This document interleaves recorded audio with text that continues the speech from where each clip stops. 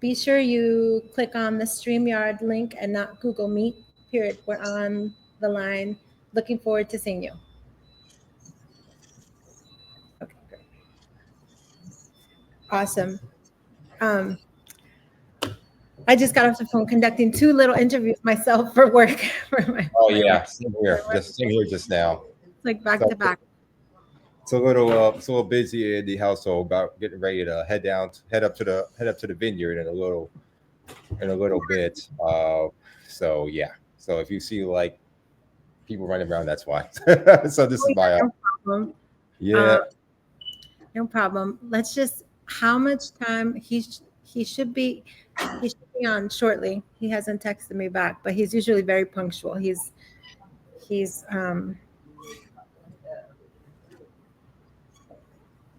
No worries. heard from him yet. So yeah, I cannot wait. Oh my God, I keep seeing all the. It's going to be an incredible festival this year, and it's my first time going to a festival at Martha's Vineyard. Oh, he's asking to join. Needs to be admitted. Okay, I will. I should probably see that on my end, so I'll admit him in once I see it. Okay, great.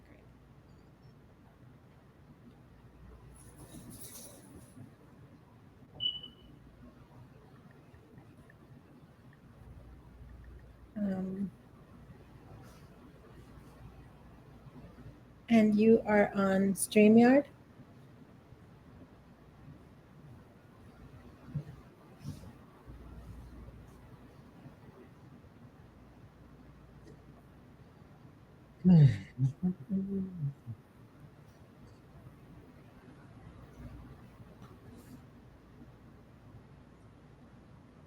Do you like using StreamYard? Like versus Riverside? I do. I don't really use Riverside. I only use Riverside for like editing and such, like when I'm trying to like shrink the file size of these interviews. But functionality wise, not too user friendly from my experience. So I typically use Zoom, but I've been having some issues with Zoom, and I'm not going to let them have them again because my Zoom cloud is overloaded, and I still have some content to basically put up from Tribeca Festival and everything else in between since then. So it's not it's been a little wonky and it's been glitching mid interviews, and I'm just using StreamYard as a backup. And I haven't used it in about a good year and a half, but it's never failed me when I needed it. Oh, that's great. That's good to know. Yeah, I do a bunch of corporate stuff, and they always have me use Riverside, and we have technical glitches all the time. He was on Google Meet by accident, so he's coming on. Yeah, it happens. Yeah.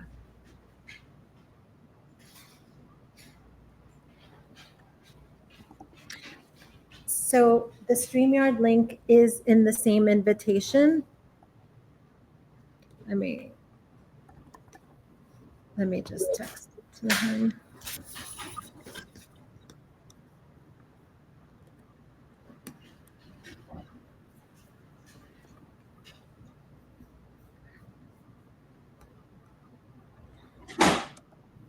Is this your first time doing the festival circuit? I have a film. No, I have a documentary that was out a few years back, and we got into 13 festivals. So, but for Harlem to Harvard, this is our 3rd festival, but the best festival. But don't say that. Don't record what because in the other ones, I'll feel bad for the other ones. But this is the most amazing festival so far, and I'm actually crossing our fingers that we get into the Harlem International Film Festival for obvious reasons. We're waiting to hear from them. Okay. Let's see. Gosh, it's not letting me share. Did you try? He's in the waiting room. Okay, I'll get him. Oh, great. Do you see him now? Hold on one second.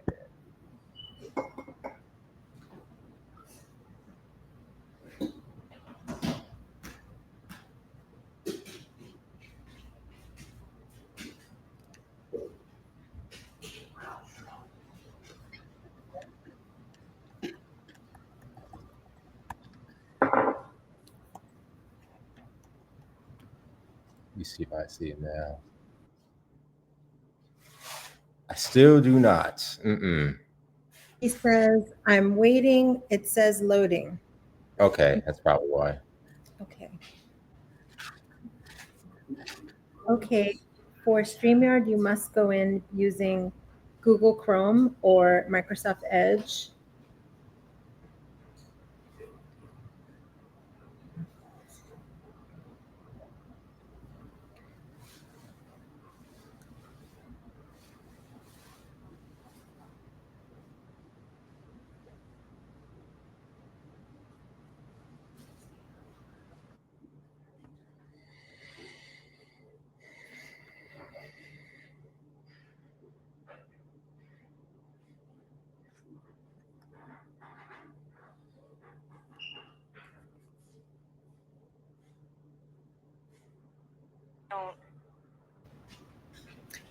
This just happened to me on the other interviews. Like we had Really? technical glitches, somebody couldn't get in.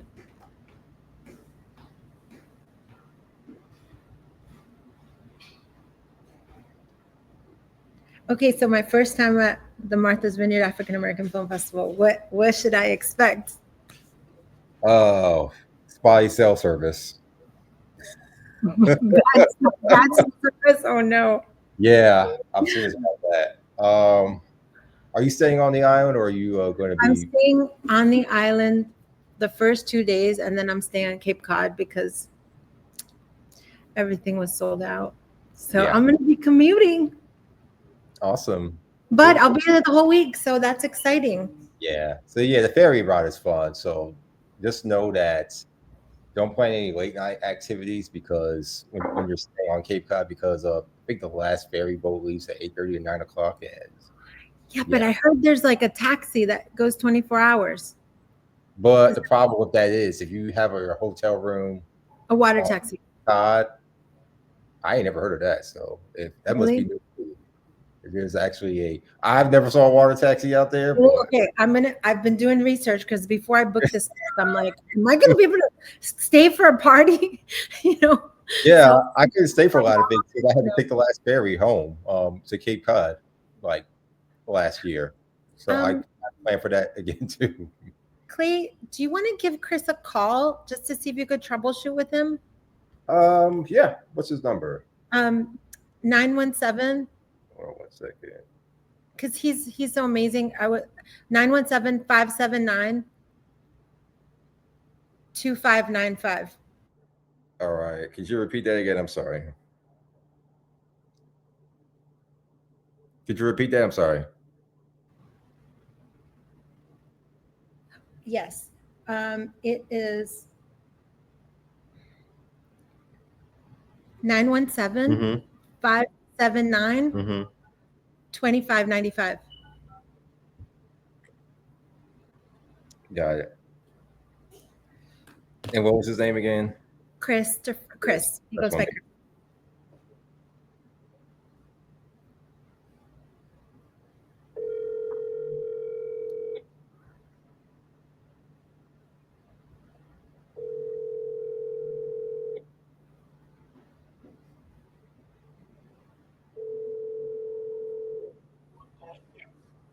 Hello, is this Chris? Hold on 1 second, Pam. I have this. I must be on a call. Can I call you back? Yeah, I'll do that. Sorry. Okay. Bye. Hello. Hi there. This is Clay interviewing you all for your film. How are you? Hi, can you hear me? Yes, I can. Okay, wonderful. Zuzi tells me that you're having issues logging the StreamYard. Yes. Okay, what issues are you coming across? Well, first, my firm doesn't accept it, so I can't. And my law firm is just. Oh, won't let you go on. So I'm doing it on my iPad, and it's asking me, "Do you want to stream?" And it's sending me to which do I want to use? YouTube, Facebook, LinkedIn. I don't do any of this. No. You should just click the link that she sent you. It should take you right into our studio. Well, I did. You did? Yeah. Okay. Well, I'm gonna make this real simple in the interest of time. I'm just gonna keep you on speaker while we conduct this interview, and this will be recorded. Sure. I'll click on again, but it didn't work before. Okay. So. Go ahead. Yep. All right. So we're gonna get this started. So I'm gonna record this call, and this call will be recorded. So this is going to be simultaneously recorded on my iPhone, which I do phone interviews, and this will also be recorded on StreamYard and thus YouTube. All right, so we're gonna get right into it. Well, welcome everyone to Car Conversations with Clay D and Queen D. My co-host couldn't be here today, unfortunately. She is busy with other obligations at the moment, but I'm glad to have you all here. So we like to amplify voices that create lasting change, and we are credentialed media with the Martha's Vineyard African American Film Festival. So this is certainly an incredible celebration of Black storytelling and cinema. And today we're diving into a story that's close to our hearts, one about education, empowerment, and a kind of generational impact that transforms entire communities. So, Zuzi, congratulations on having your film selected for MVAAFF. What does it mean to premiere this story about educational transformation here at Martha's Vineyard, a place with such rich African American history and legacy? It is such an incredible gift to me. I mean, I've told Mr. O'Geese and everyone at the Wadleigh Scholars Program, like I feel so grateful that this fell on my lap because this is a story that the community in Harlem certainly knows about. Mr. Plummer, who the story is about. I'll tell you a little quick about what it's about. So Mr. Plummer was a teacher in Harlem in the 60s. And Chris, please jump in because you know this, you lived it. Teacher in Harlem in the 60s who would go, in the summers and go to Paris, and he was friends with James Baldwin and Lena Horne and all the artists, and he would kind of, I don't want to say escape to Paris, but back then it was an escape, so to speak, to go to Paris. And he came back one year and noticed that his smartest students were being lost to the streets. And Chris, you could talk about that Time magazine article, but he couldn't stand by and just let that continue happening. So the documentary, it's a short documentary about how for the next 60 years, he created a program that sent over 600 students to the most elite boarding schools in the country because he knew that's what would create generational impact. So it's a short documentary about him and his impact, and it kind of goes across the generation. So it starts when it started, and it ends with a young woman, Genesis Gubadia, who went through the program this year. So I just feel blessed. That's how I feel. Well, for me, it's a personal story because I was an immigrant from the Caribbean, arrived in Harlem in 1970. I had to go to Wadleigh based on living west of Lenox Avenue, now Malcolm X Boulevard. Mm-hmm. And the school had this program that it was in its sixth year, helping kids from that school, and it was a middle school called Wadleigh Junior High School, go off to boarding school. So for me as an immigrant, it was like, wait, what an opportunity. It was not much of a decision. I was willing to do it. And within 2 years of arriving at this country, I was at a summer program at Phillips Academy, which is where I eventually attended as starting in the fall of 1972, and basically changed my life completely. In those 4 years, it was an amazing education. I went to Harvard and Harvard Law School. It's hard to imagine in such a short time one program leading to such an impactful change in someone's life. So for me, it was the ultimate. And then when I came back as a lawyer to New York to practice law, I got involved with the program as well. So I continue to volunteer and work with kids every year to try to help them go off to boarding school. I hear that. So for our folks who haven't seen the film yet, or for any attendee watching this or any viewer watching it, paint us a picture of who is Edward E. Plummer and what makes his approach to education so revolutionary. Well, the only program that existed at this time and sort of learned about was called A Better Chance, and which was a program to help kids in inner cities go to boarding school. And that had started a few years before, and you'd heard about it. And basically what he did was he replicated it in terms of, but limited to the junior high school where he taught, as well as we would apply through A Better Chance as well to sort of try to multiply our opportunities. So what made it different, A Better Chance is an amazing program, but it really didn't have teaching and education and training to prepare you for boarding school. Mr. Plummer, in his own mind, came up with an approach. So we would stay at school 3 days a week after school, preparing for the test, because you have to take a test to get into boarding school called a secondary school aptitude test, the SSATs. And in addition, he wanted us to be prepared culturally when we went there. So he, in addition to the academic preparation, he would have us. He had friends on Broadway, people like Lena Horne and others, Cheetah Rivera, who were big supporters of what he wanted to do and was trying to do. So we would go to Broadway shows because he wanted us, when we got to boarding school, if we're sitting around a table with our classmates and someone says, "Oh yeah, I go to Broadway," but we would be able to say, "Yeah, I go to Broadway too. I went to Broadway shows." So culturally, he wanted us to be prepared. And his approach basically worked. I mean, while for not all of us, for some of us, it was more difficult than others. But it was a preparation that when you got there, you were proud about who you are, you felt comfortable, and you knew you were there for a purpose, is to do well and go to a good college. Appreciate that. Yeah. I mean, the best example is the first day in his class. You come to his class, the first, he lined us up outside the class. Already determined, because he knew us from the previous year, where each of us were going to sit. He had a ruler that he held in his hand, almost ominously, that we weren't supposed to do anything wrong. And, the moment you walked into his class, you sort of realized you had to follow certain rules, behave and not talk and not, but we sort of felt this was an opportunity, and this is the person who was going to lead us to that opportunity. Appreciate that. So, okay, I was just going to jump in and say that I was mentioning that everyone knew about Mr. Plummer and the Wadleigh Scholars Program in the community, but also he won the Use Your Life Award and was on the Oprah Winfrey Show back in the day. Nice. And we have that, a little bit of it in the documentary. But the reason that this story in particular stood out to me is because when I was watching old footage of Mr. Plummer, his belief was that if you give someone a chance, then it's up to them. Let them rise up if they choose to do so. And I believe that so much. And, we talk about that in the film. And I tried to just connect the dots between then and now. And that's still so true. So I wanted to mention that.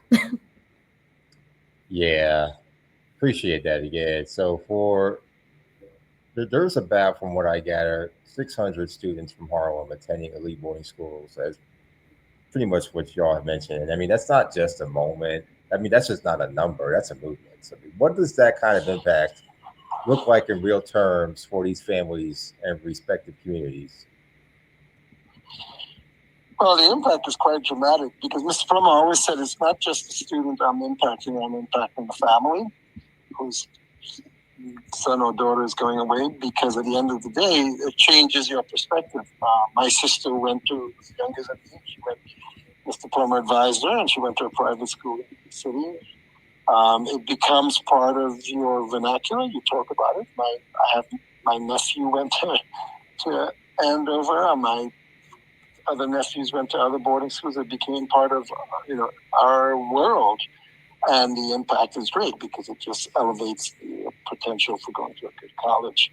And his view, an immigrant view as a coming in as a border, is that this country had all these amazing opportunities, and this was one of them. The genesis of the program really, I think Zuzi captured it correctly when he was in Europe with these interesting and amazing people. About how do we help Black boys. He was very focused on Black boys, and while the program also has is co-ed, his initial focus was how do I help Black boys who be not helped by our society. And that he was prescient. He knew from then that it was always going to be a challenge for Black boys.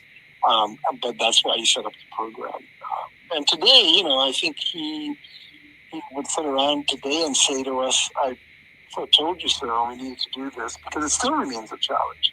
Well, one would argue it's a challenge that not only Black America feels, but white America. I mean, colleges are having challenges filling their universities with at least 50 boys and girls. So I always used the argument that he basically imparted to me is that Black and Latin boys were the canary in the mines. We were kind of saying, it's coming. You guys need to be aware. You got to help your boys, support them, because now it's in the white community as well. It's hard to.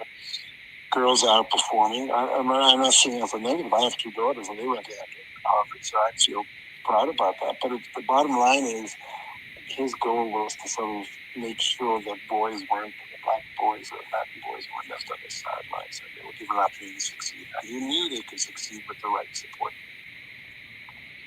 Okay. Just a little deeper dive. As someone who understands the power of strategic communication, I am fascinated by how Mr. Plummer must have navigated these elite institutions. If you could just perform a deeper dive, what barriers did he have to break down, and how did he do it? Well, actually, the first barrier was Harlem. I mean, there were certain people who did not support the program. This is African Americans, because they said, why are you taking our best kids and sending them away to these white institutions? So that was the first challenge. The second challenge is some parents. Why would a parent in Harlem agree to send their kid to an all-white school 3 to 4 hours away, where your child will be one of 20 in a school of 1,000 kids, where there are only a few Black students, Hispanic students. So those were, he had to get over those hurdles. With respect to the schools, I think he understood wisely that, with Martin Luther King and the Civil Rights Movement, some of these schools felt they had to do something, but they didn't know how to do it. And so he played on that desire and that need to say, hey, I'm going to help you. I'm going to help provide you with talented young Black students. But you got to accept them and provide them a full scholarship. They can't afford to go to these schools. So I think, he used that argument and that to make sure that he had certain schools he would go to, and they were like, okay, I know Mr. Plummer is going to send me 1 or 2 talented boys and girls every year, and who he would continue supporting during the experience so that they would be able to succeed. So it was a challenge all around, but also Mr. Plummer was, strategic in terms of getting the schools to buy in and say, hey, you've made a decision that these schools need to be integrated or have more students of color, and he utilized that to ensure that every year we would be placed at the right schools. Appreciate that again. Our audience with Car Conversations is primarily African American women. Most of the podcasts I produce, that's who our target demographics are. You're deeply invested in education and empowerment. What would you say Mr. Plummer's story teaches us about advocating for our children and communities? Well, I think the first thing he would say, and to the world, not just to the Black community, is that we have talented youth. He always says, you are the talented youth. I remember him vividly saying that. And that all these kids needed in his mind was support, training, and he did that in the 2 years or year or two that we worked with him. And when they got to boarding school, his view was you needed support. That you can't just say, go into a high level math and think they would succeed. No, they came from a different background, and they needed support. So he understood that. So I think what the Black community understands is that our kids are talented, just as talented. They just haven't had the same sort of preparation. And the goal was for him was to prepare us, but also when we get there, we knew we'd have to work harder than the other kids because the other kids have been going to private school even before getting to boarding school. And as long as the school provided support, that was going to enhance the achievements of the students. And, that's proven to be true because a lot of us succeeded and did well. But he never said to us what we should do with this education. He just wanted to give us the opportunity. So that was to kind of counteract the community statement of you're taking the best and the brightest and they'll never come back. hey, my colleagues who volunteer to the program, we still go to Harlem on Saturdays, to help the students there now. So that was never the case. We may not live in the community, but some of us do. My daughter lives in Harlem. His view was, I'm taking them away. I'm going to give them an opportunity to succeed, but they will, if they do the right thing, they will return and continue to support the community. So, so I think that's what the community should understand. At the end of the day, we want our kids to get the best education, succeed, and decide how they can best support, the others who remain in the community. And also, Clay, so I'm a Latinx mom who didn't go through the program, but met Mr. Ogis because he became a mentor to my son.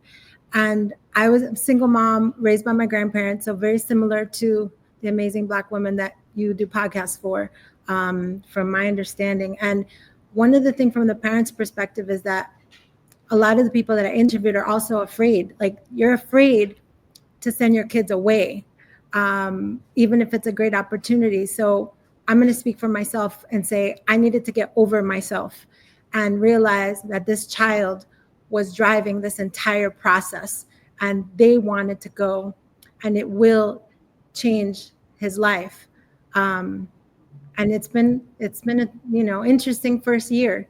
But I would say, don't be afraid. The Wadleigh Scholars Program in particular has so much support and so many parents that have gone through it, because sometimes the opportunities are there, but we're bringing, some generational stuff with us that's holding our kids back to keep them safe or to just keep a watchful eye. And it was hard for me to let go. But it's so far it's worth it. And I know it's going to change his life, and it changes the lives of so many students. Yeah. Forgive me if I'm having you repeat any of yourselves in any respect, but the phrase generational impact is powerful. Generational impact. Hear me when I say this, when I ask this. Share a specific story from the film, if applicable. Again, if at the expense of you repeating yourself in any variation. Just share a specific story from the film that shows how one student's opportunity created ripples for their entire family. Chris, you've got to tell your own story. I mean, that's one of the reasons you're on that poster. That's Chris. Chris is actually the young man on the poster, and it's so inspiring. I tell people about your story all the time. So forgive me, but you got to tell your story. Yeah, I mean, Mr. Plummer said it, when you're in the class, you're not thinking about it, but he says it's going to impact you and your family and your current family and your future family. And, my participation in the program is a perfect example of the epitome of it, in a sense. So as I said, we arrived as a immigrant family from Trinidad. We lived in a walk-up tenement. We dealt with no heat and all the toughness, difficulties of the new arrivals as immigrants in this country. Andover, Mr. Plummer and the program and Andover changed my life. I went there. I was competitive. I succeeded, and I went to Harvard, as I said, in Harvard Law School. I came back to New York and worked in the program. But, now it impacted my family. My sister went to a spent school on Mr. Plummer's guidance and to Harvard, and now she runs a program in Newark that does the same thing, impacting future other kids. My nephew and my daughters went to Andover because it became part of my world, and I wanted them to experience, and they made the decision to do it, and it had the same impact on them in terms of life changing. And each of my nephew and my daughters all went to Harvard. One is a pediatric. Nice. My nephew's a pediatric neurosurgeon. My daughter went to Harvard Architecture School. My other daughter is in medical school at the University of Chicago. It changed my life completely. To the extent, and it happened in one generation. And I wanted my daughters to understand it. I took them to Harlem. I took them to the program to see, although they were going to private school at the time, I wanted them to understand what what this one program did in one generation. And they truly appreciated it. They understood what hard work meant. I remember my daughter looking at the building I lived in Harlem and says, "Why is it boarded up, Dad?" And I had to explain to her, maybe the owner couldn't afford the upkeep. I told her about the challenges we had when we lived there. I mean, there were periods when there was ice on the walls. We all slept in the same room to put the oven on to keep us warm. When the pipes broke and we walked 5 flights down to get water from the hydrant to bathe and to drink. It's when you think of those, when I think of those things, nothing, I don't fear anything. That's good. I like that spirit. Succeeding that. So, the impact of that program is so dramatic and on every one of us. And I sit here, I don't think that everyone had to go to Harvard to be successful. No. The students that went through the program are doing amazing things, whether it's community service. Some of them are doctors, some of them are lawyers, some of them are just regular people helping others, having a good life and having options. That's the key to the program, is that Mr. Plummer gave us this opportunity and we chose how to apply it. And it's generational, as I said. My daughters indirectly or directly benefited from the program because they ended up going to Andover, so that's the impact of it. It's unparalleled in terms of any other sort of situation that can change one's life and a family's life within a generation. What surprised y'all most during this whole filmmaking process? Was there something about Mr. Plummer or his methods that challenged your initial assumptions? Well, a couple of things. One is his foresight. I mean, for someone sitting in Paris, he could have stayed in Paris and hung out and, hung out with James Baldwin and do his thing. But, it mattered to him, but the Black boys be saved. And so he had the foresight and to create the program with all the training and the stuff and the constant telling us we can do this and we have to, but also creating a system where we would come back and talk to the new students and, had these winter meetings and spring meetings so that we can keep the discussion and telling the younger kids that, hey, you can do this. Here I am, where I am today. Was, when you sit down and think back on it, I just marvel at the fact that he came up with this. And, I benefited from it. But if he didn't, I would have gone to Wadleigh and I would have been, I got into Stuyvesant High. I might have been okay and fine. But he came up with the structure, had the other teachers who helped him.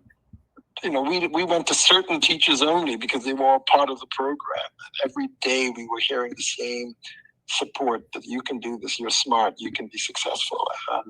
And it was very competitive. So I say the thing that we were filming and I thought back on Mr. Plummer is a few things. One is his foresight, that he thought that this came up with this program and that it would work.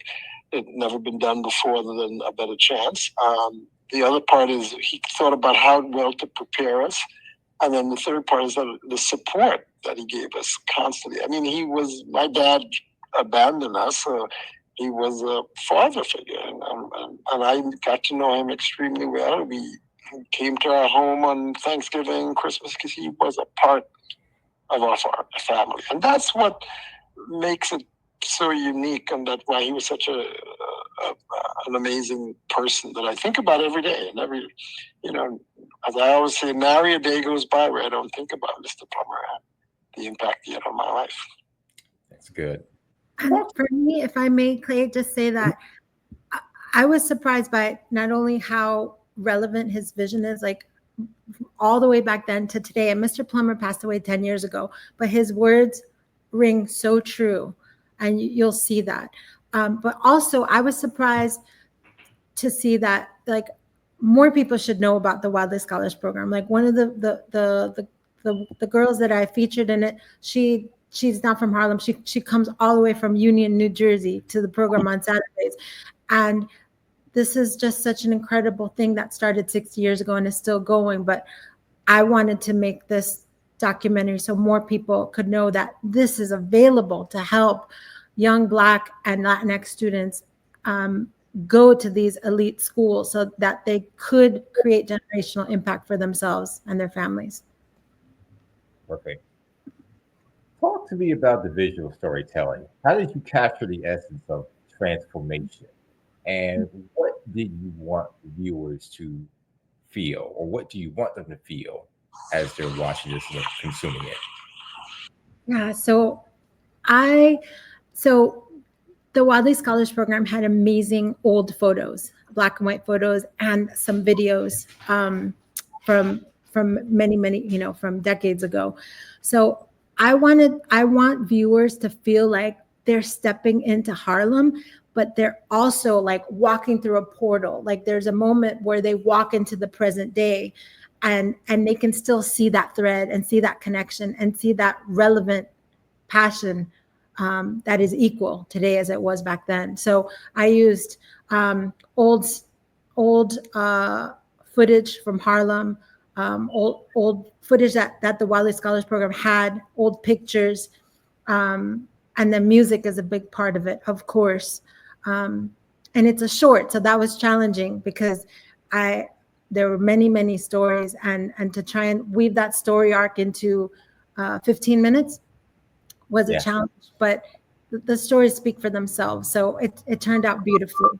And also the balance of using black and white and color was fun. So it was a fun challenge.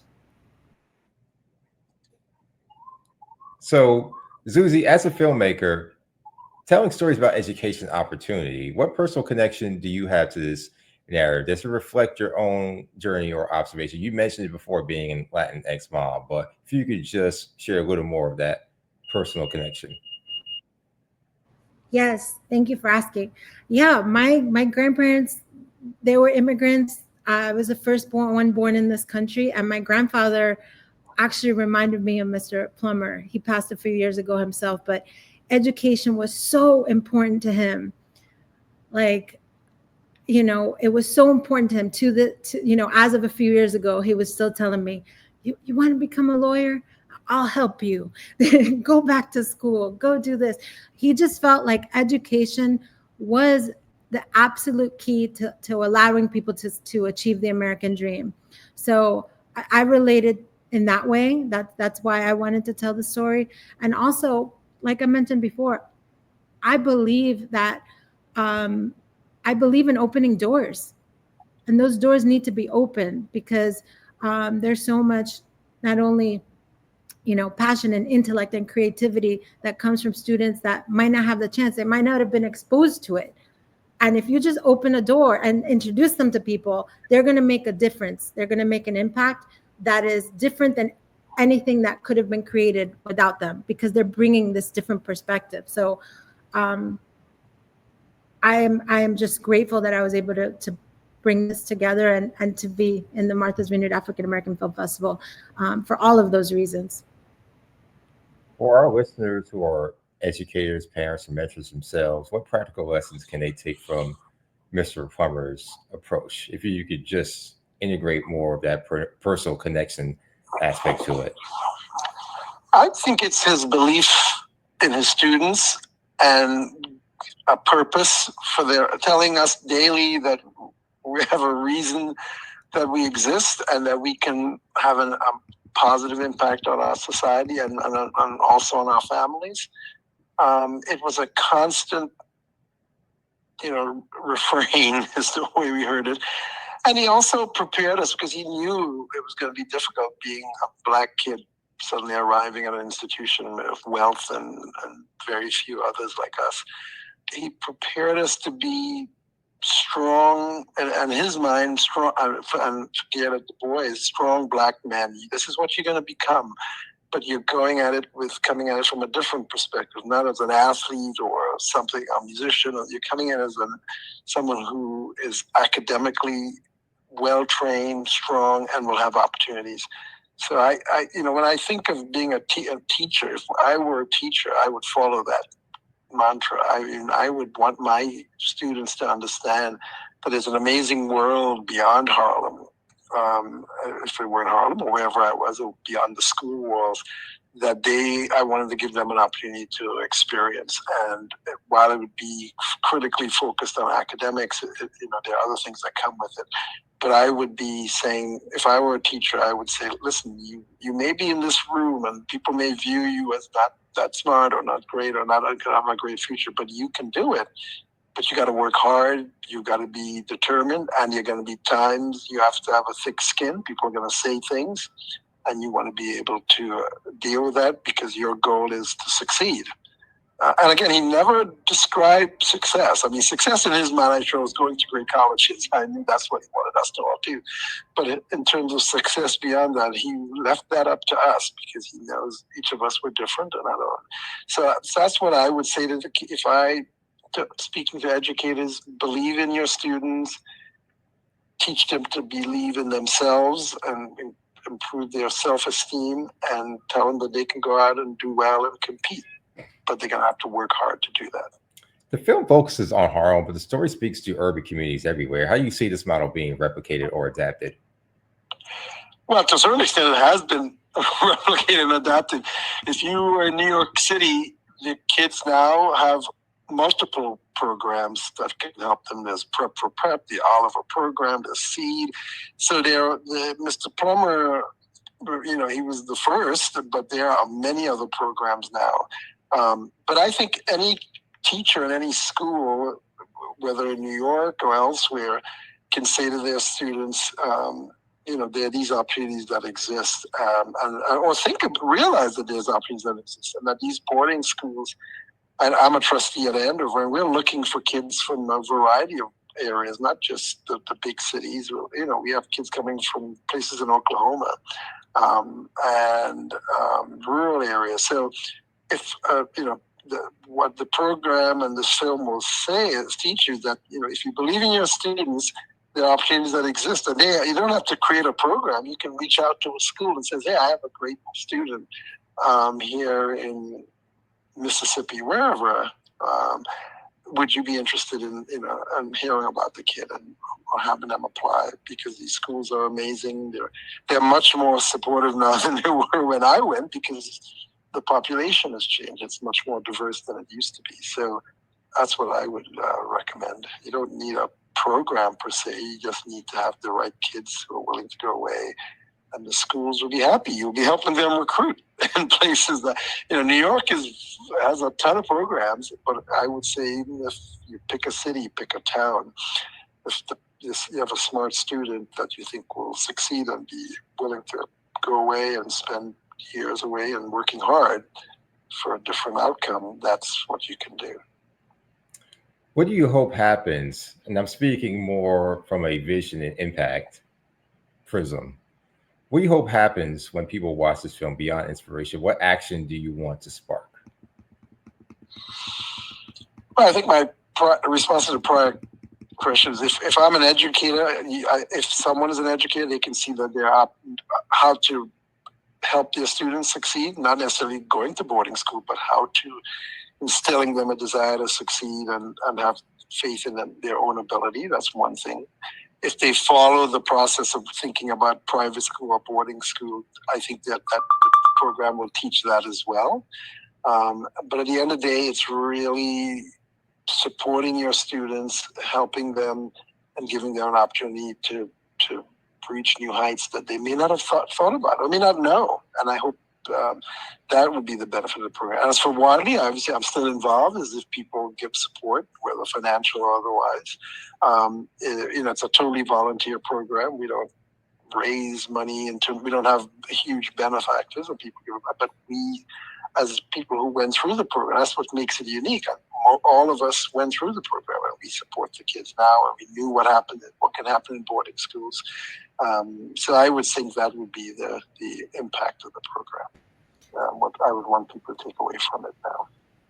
And Clay, as a filmmaker, my take is slightly different, especially being at the Martha's Vineyard African American Film Festival. There are so many stories within this 15-minute documentary that would be absolutely beautiful as a narrative film. So I'm hoping that someone watches it and is inspired to tell this story in a bigger way, that it could reach more audiences, because Harlem to Harvard, the Wadleigh Scholars story is a story of how generational impact is formed exponentially in the Black community. I mean, it is beautiful and it is complicated. So it's perfect for a narrative film, perfect. So that's my dream, that someone will see it and say, yes, we want to tell the story. We have this amazing screenwriter that wants to do it. That's what I would love. And that was my whole dream, Chris, that this film would bring attention to Wadleigh Scholars Program and to the students, and to what it actually means and what it's created over so many years. Wonderful. If Mr. Plummer were sitting here with us right now, what question would you most want to ask him that you didn't get to explore in the film? Oh my God, that's a great question. I would ask him, did he believe that he would have this level of success, that the program would survive all these years, and that had he visualized the impact of it? And I would want to hear. I mean, I know the challenges he faced, which I sort of alluded to earlier, in terms of the community and parents' unwillingness. And but I would be curious to see here. He was such an optimist. I would imagine he would say, "Yeah, I'm sure I knew my kids were going to end up at Harvard and Yale, and blah blah." Because he was such a positive person. So, but I would want to hear it from him, because he meant so much to me. So, and I love that challenging question too. For me, Clay, I would want to thank him, of course, and say to him, what's next, Mr. Plummer? What should we do next? What do you want these students, like, what's next? Look at everything that you've accomplished. Now what do we do? So I would be like so curious to see where he would take things now.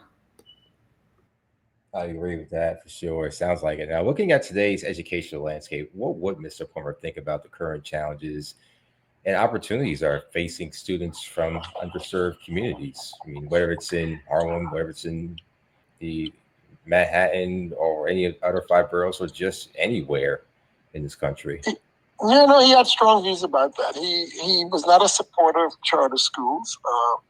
He was concerned that funding for public school was just going to get less and less per student. And in essence, our government and our country were turning their backs on these Black and Latinx students. So he was always concerned about it. And I must say, I felt I had the same view, but that view has changed to a certain extent. I'm on the board of a charter system, because I think at the end of the day, what we want is success. And if a charter school is going to help kids from the inner city succeed, I want to be part of that, because that's my ultimate goal. So he was really concerned that with the charter school system getting larger, that the public schools were just going to have very little funding, and those kids would just be left to fend for themselves, in a sense. So that was his concern. Yeah, and I feel like and respectfully, of course, because I've never met him, but just by watching all his old footage, I feel like he would just remind people of the basics, like what he started and what he did up until when he passed away is still relevant today. So I would say, remember this foundation, because it is important and it is relevant. I think that's what's important. People forget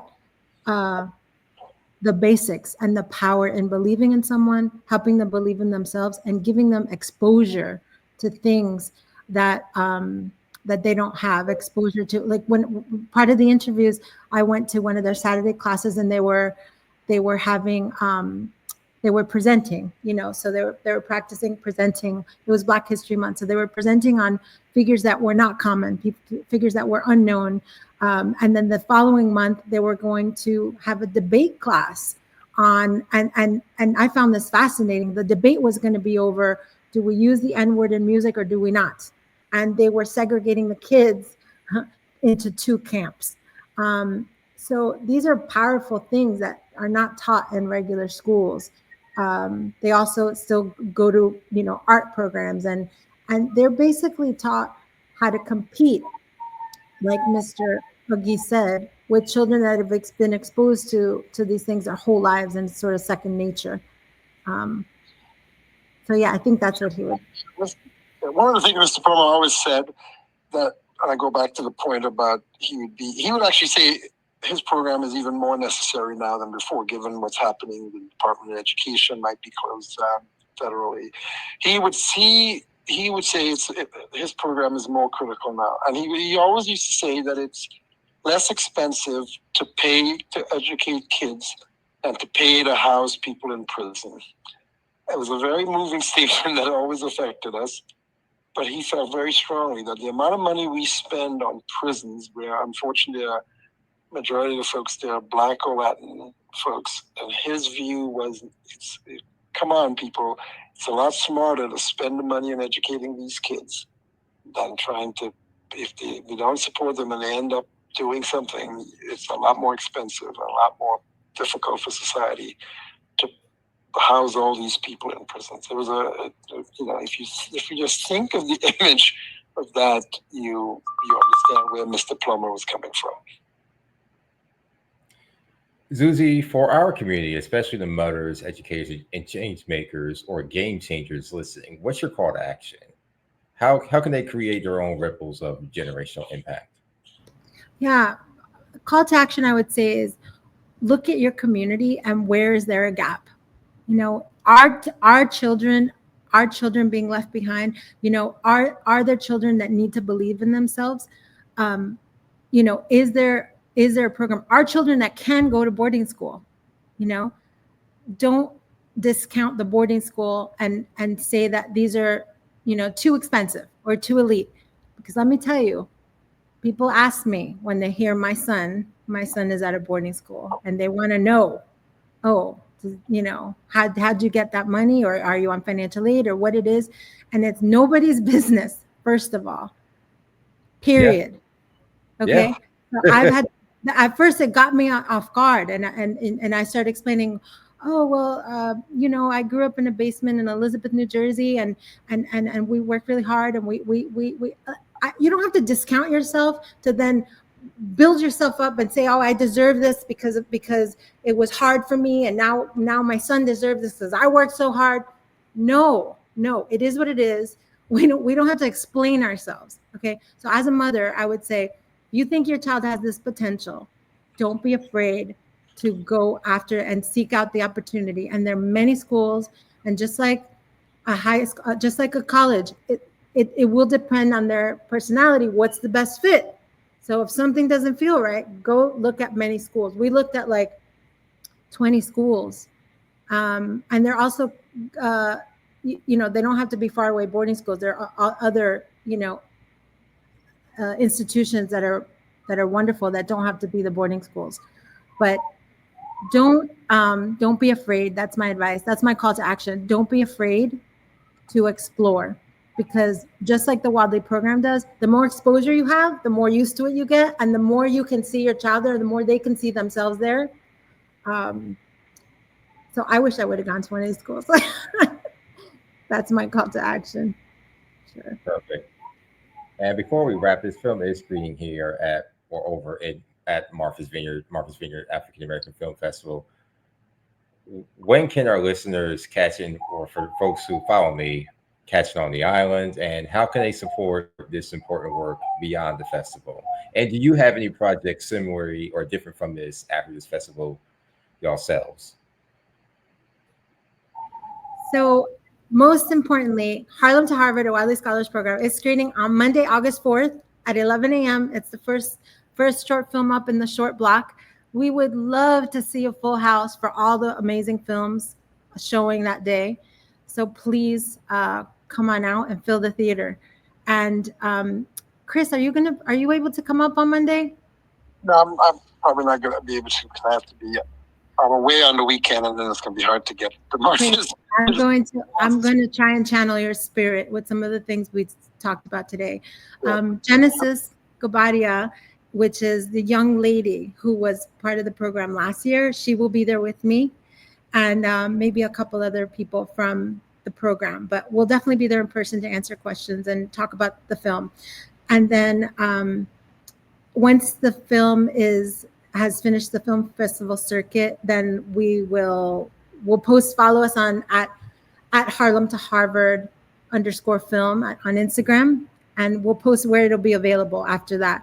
And yeah, I have other films that are on Amazon.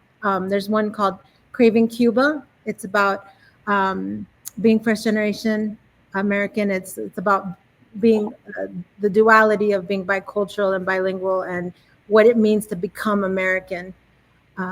So I love that film. It's on Amazon and other places too. Perfect. That's it. Thank y'all. Thank y'all for your time. This was very insightful, very fruitful, and I think this is something. This film serves as a call to action more than just a piece of viewing. So I definitely support you all going forward. I hope we can connect on the island and all. And yes, let's keep this movement going. And let's think about everyone involved, all the stakeholders. So thank you all again for joining Car Conversations. You have a good rest of your day. Thank you. Bye.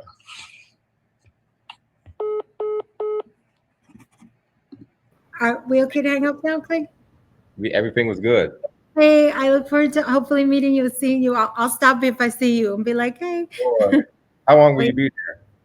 I'll be there till Saturday. I'll be at the director's brunch next Saturday. So I'll be there the whole week. Okay, so you'll be there up until the 9th? Yes. So okay. Yeah, if you think of anything that might be cool for me to just instant message me. Sure, you bet. Yeah, let me know about that water taxi. That might be a game. I promise. I looked it up and I went on their website and it says we're open 24 hours and it's like $20. So totally worth it. Thanks. I'll let you know. Are you staying on the Cape or where are you staying? I want to stay on the Cape, on Cape Cod the whole time. Okay. Okay. I will let you know. Okay. All right. Thank you very much. Bye. Bye-bye.